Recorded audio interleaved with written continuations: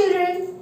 See, today which letter has come in our letter land? Yes, it is the letter O. Do you know the sound of O? Very good. The sound of O is O. So O says O. O says O.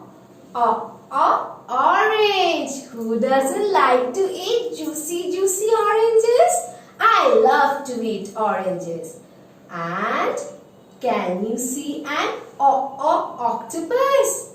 Do you know where does an octopus live?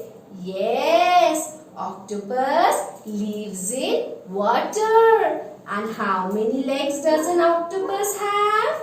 Octopus has 8 legs. See, 1, 2, 3, 4, 5, 6, 7 and then 8. So, O says orange. O says octopus. Thank you, children. Hi kids, I hope you loved this real video by Real Educators. Please do subscribe to our channel. Thank you.